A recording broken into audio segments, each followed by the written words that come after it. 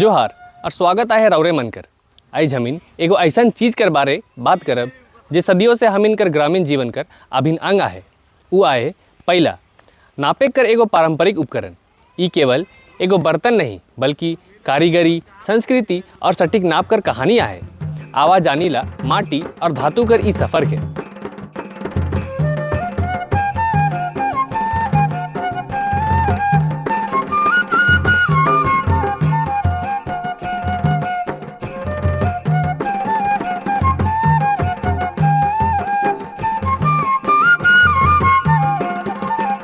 पैला जेकर इस्तेमाल मुख्य रूप से अनाज और बहुत चीज मन के नापे के लिए करल जाएला, जैसे चाउर, उड़द, मड़ुआ, अरहर, यहाँ तक कि मुरही और गुंडा जैसन चीज भी।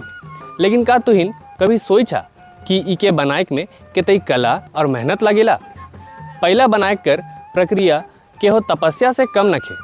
इकर में माटी, भूसा, पानी, धुआं, चूना, आग, कटनी, अल्मुनियम और पीतल जैसन धातु शामिल होवेला।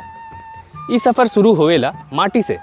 कारीगर आधा माटी और आधा भूसा के पानी कर साथे आटा कर जैसन गूथे ना।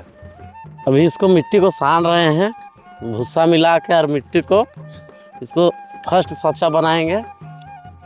उसके बाद इसका दूसरा प्रोसेस आएगा मिट्टी, चिकनी मिट्टी, उसको चढ़ाएंगे। उसका तीसरा में डिजाइन आएगा, डिजाइन को भी बना के चढ़ाएंगे। उसके बाद में उसमें फिर से चिकनी मिट्टी आएगा। उसके बाद फिर लाल मिट्टी आएगा, यही वाला भूसी मिट्टी। उसके बाद में उसको भट्ठा में लगाया जाएगा। उसके बाद निकलेगा, उसके बाद तैयार होगा। फिर हाथ से जे नाप कर पैला बनाए खेके ओहे नाप कर कटोरी जैसन सांचा बनाए ना।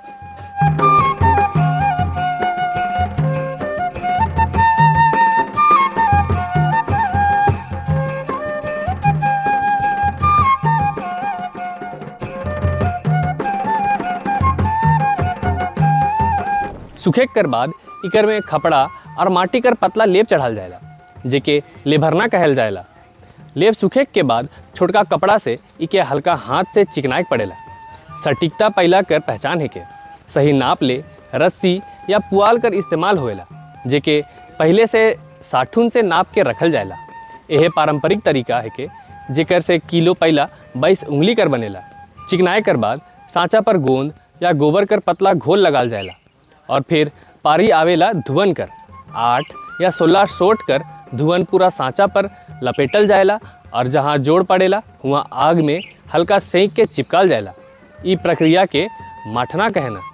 अब आवेला सौंदर्य कर स्पर्श। कटनी से पहला में नक्शा बनाल जाएला, जेके नकसना कहना।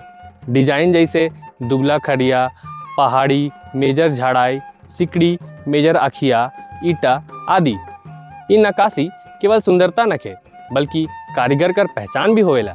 मजबूती ले पेटवास में मोड़ी या टंगनी और मुखा पर कुलिया के गरम कर पट्टी देवल जाएला। ई प्रक्रिया कर बाद गीला माटी कर एगो परत धुवन कर ऊपरे चढ़ाल जाएला। अब शुरू होवेला धातु के ढाले कर प्रक्रिया। भट्टी में आग लहकाया जाएला, फिर धातु के एक गलीना में रख के पिघलाए ले भट्टी में रखल जाएला। पिघलल धातु के सावधानी से सांचा में भरल जाएला, फिर धातु भीतरे जाए के जम जाएला। थोड़ा ठंडा होए से बाहरे कर माटी के फोड़ के पैला के निकलाए ना। अंतिम चरण आहे फाइल मारना, यानी रेती से घिस के पैला के चिकना करे और उकर में चमक लावे।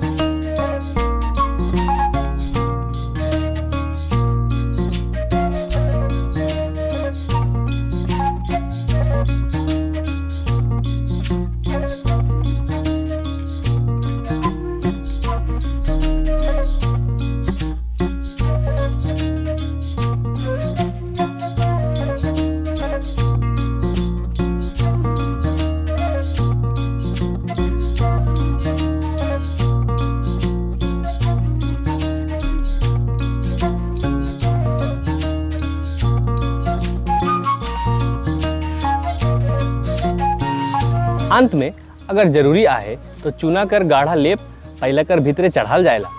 पहला अलग अलग नाप में बनेला, जैसे किलो पहला, शेर पहला, 16 कनवा, 14 कनवा, आधा किलो और 1 पाव। ई एगो ऐसन उपकरण है के जेकर नाप सालों से भरोसामंद रही है। पहला कर एगो दिलचस्प बात ई है कि धातु कर होवे कर चलते ई टिकाऊ और मजबूत होवेला। अल्मुनियम कर पहला हल्का होवे से लाए ले जाए ले आसान होवेला, जबकि पीतल कर पहला भारी होवेला। चाहे ई धातु कर हो या काठ कर, जेके काठ पहला कहना। पहला सिर्फ एगो नापे कर बर्तन न खे, ई हमरे पुरखा मन कर विरासत आहे। उ मन कर माप कर सटीकता और कारीगर मन कर कला कर प्रमाण आहे। ई बतावेला कि कैसन हम इनकर गांव अपन पारंपरिक ज्ञान के आज भी संभाल के रखे। तो रौरे मन के धन्यवाद। ऐसने जुड़ल रहा हम इनकर चैनल से, जहां हम इन हर सप्ताह लानी ला माटी से जुड़ल जानकारी। जोहार।